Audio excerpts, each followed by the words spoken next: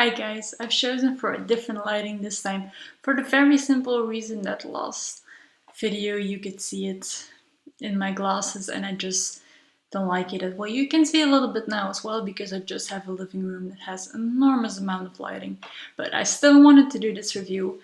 And this actually has been filmed the day after my last review of season 2 because, as I said in that video, I really did watch Das Haus Anubis der 7 last night. And that's what I'm going to talk about. This very movie, the only movie that Das Haus Anubis sadly had. So basically it's pretty much the same idea as Pad der 7 as a Dutch version, but they did something completely else, except for the castle being the same and the city where they end up at first being the same. Everything is different. So let's get right into it. I have a lot to say about it, but I'll try not to make this as long. So basically, there are a lot of things I like and a lot of things I didn't like.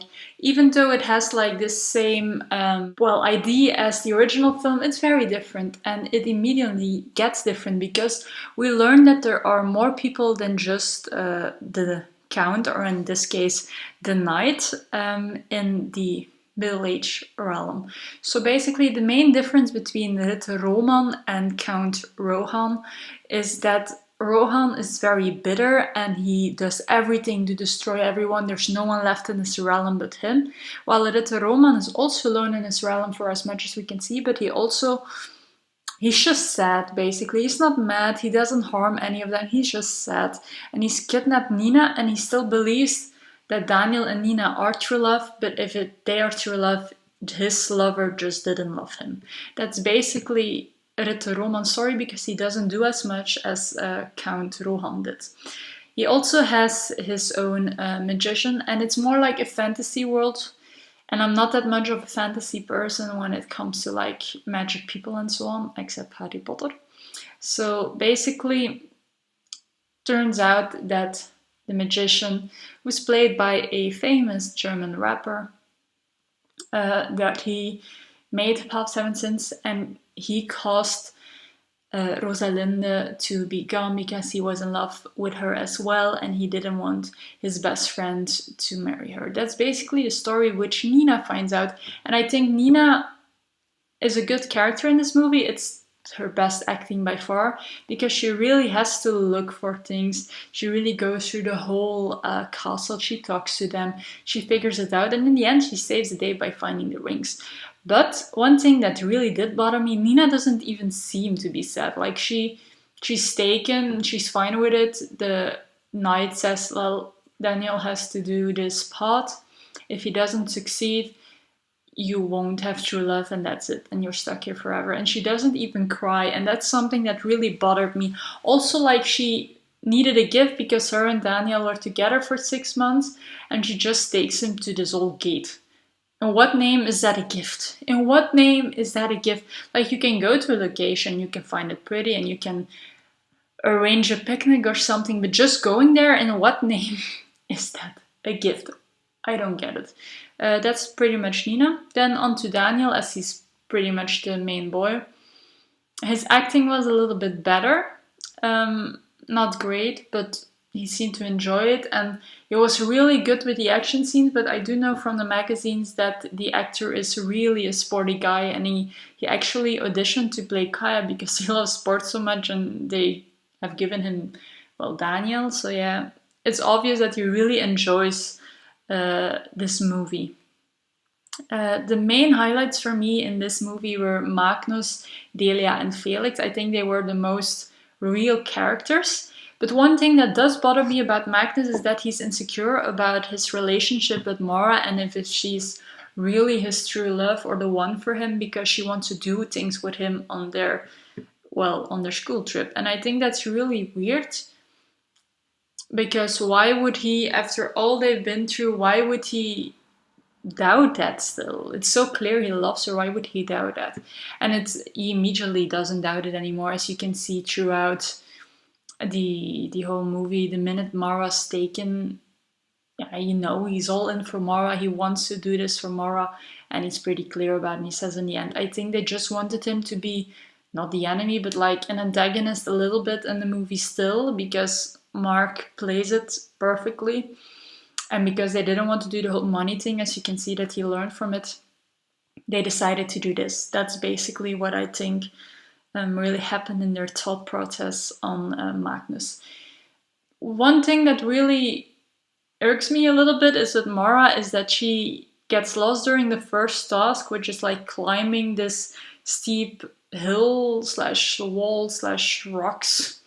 And she sees Magnus and Nina kiss, and I love that they put it in there because it's not logical. Magnus and Nina never did something romantic, they barely had a friendship, but the reason they probably did it is because Christina and Mark are dating, and you could see that when they kissed. They were dating, they're married now, and I just genuinely love that it was so adorable and so a fun way. But then it immediately brings me to the most annoying thing. I didn't think it was scary. Like, they evaporate into black smoke, and you don't know if they'll return. But the way the movie ends, it suggests that they just get taken to the beginning of the path so that they don't really die.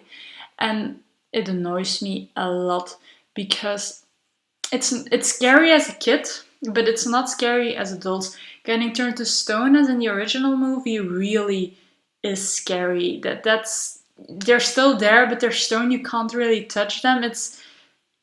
It seems more real than just evaporating into thin air. And I still it's maybe a headcanon because you don't know what really happens. Maybe it's explained in the book. I haven't read the book yet, even though I own it. But they just get back to zero, you could say, and I didn't really like that turn of events. I also didn't like the fact that the tasks didn't really seem to involve the seven sins, or maybe you should guess more what the seven sins include, except for the final task, which is with the lion, which is anger or rage or revenge. They aren't really explaining it, and it annoys me because also the animals. What does a cat have to do with your wishes? Which sin is that even? Maybe they mean for it to be tardiness because you are slow when you think about your wishes but you don't act upon them. It could be that, but I find it a weak explanation. And I'm not saying all the tasks of our version or the Dutch version were good or were explained properly, but like that one didn't make sense to me at all. And while I do enjoy the task, they shouldn't have put it up to the seven sins if they were barely going to use it. They could have just used the animals. I also think it was way too easy for them to recognize when there would be a task because you had these like things that went toward the task, then you find an animal head and there is a task, and yet they missed so many of them, and I was like, you literally have it rooted out how you should walk and you still miss it, and it's so obvious when you're doing a task or not.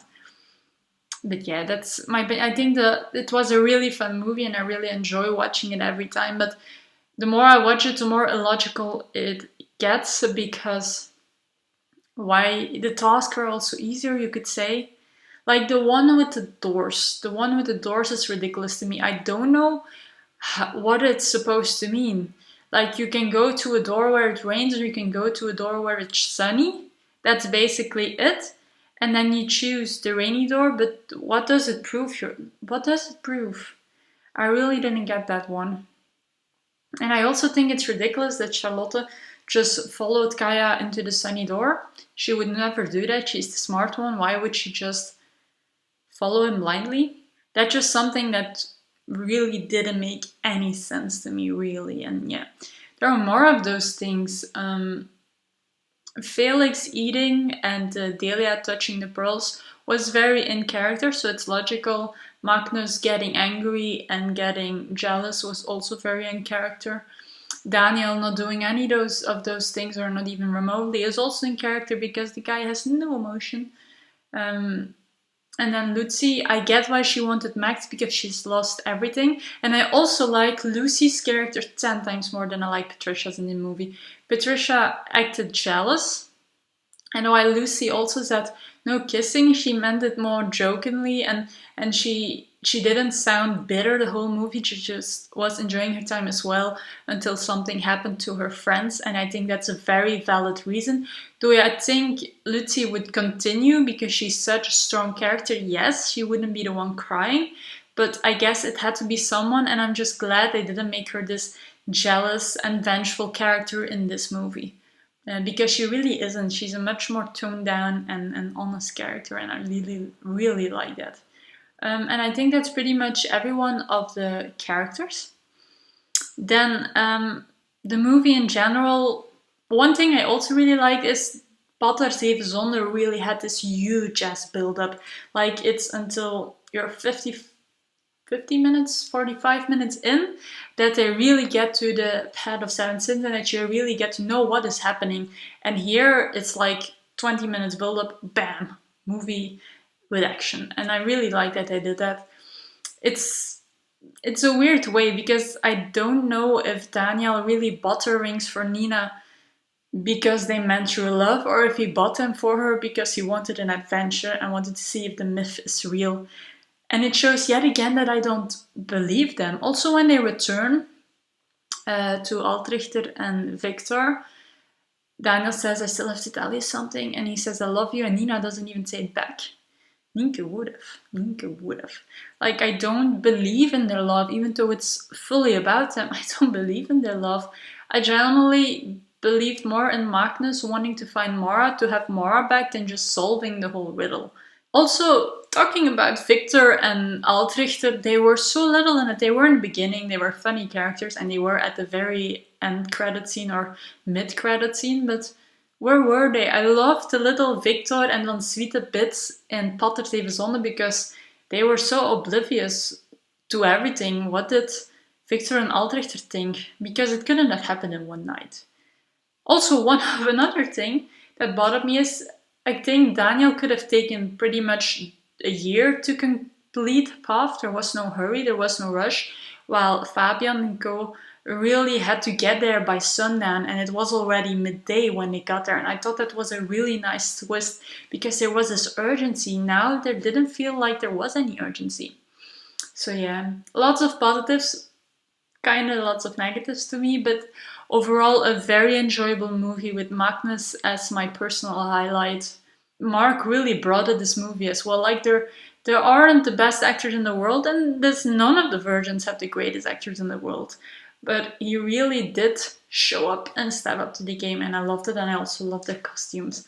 I missed the big princess dress for Nina, but Christina's really tiny, while Luke was really tall, so I get why they changed it. It also looked different on her probably.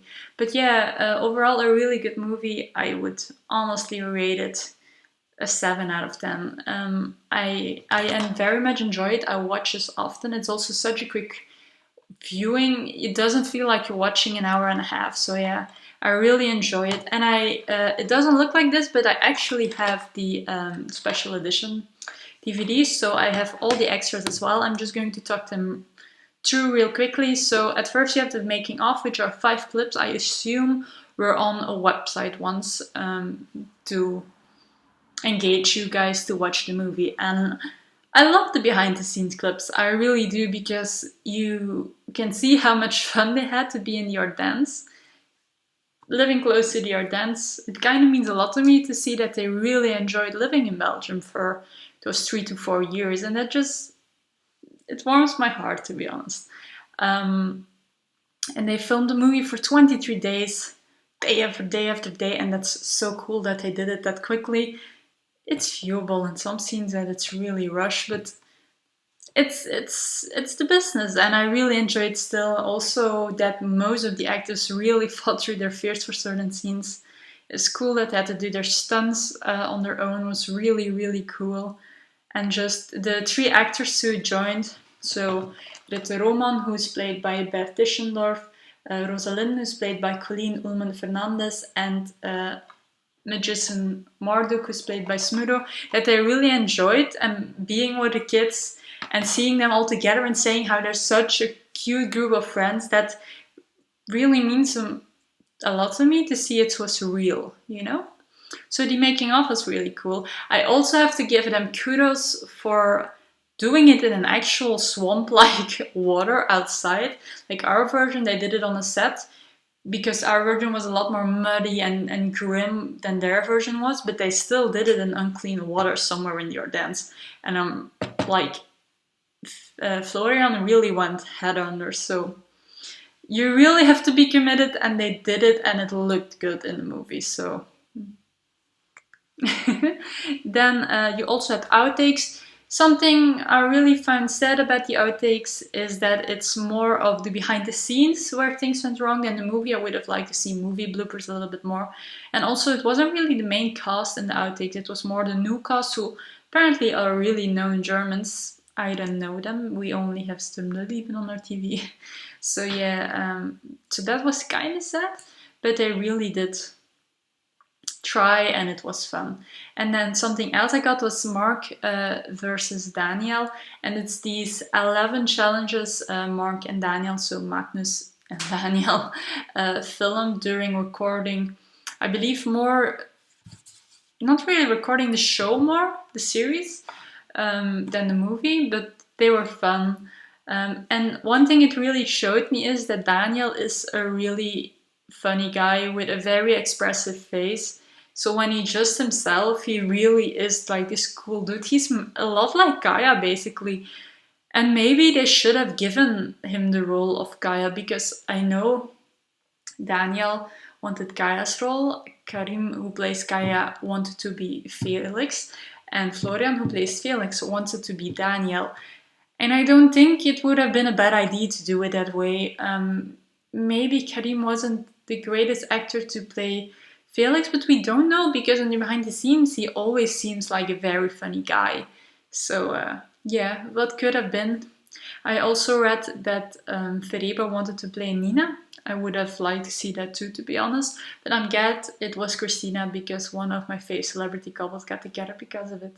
Christina and Mark. So yeah, that was pretty much everything I have to say about Das Haus Anubis Vater Sieben Sünden. Also, the song, it's literally copy-paste of the Dutch version, but it's only sung by Mark, and I love it. It's one of my fave songs of Das Haus Anubis, and hearing it in the post or in the credits, it's amazing.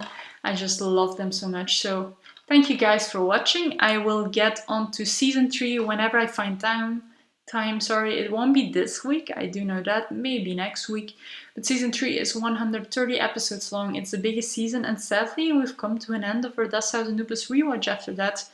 Probably won't be a long time, because I saw that I finished season 1 in January and I finished season 2 in October. So probably sometime next year there will be a season 3 review. Season 3, I always get difficulties getting through the mid part of season 3 part 1, because it's a very slow build-up, and once you know the build-up, it's not that exciting anymore.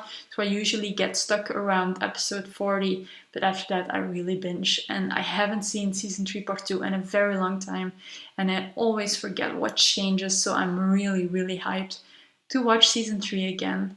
So I hope you guys enjoyed, and I will see you next time.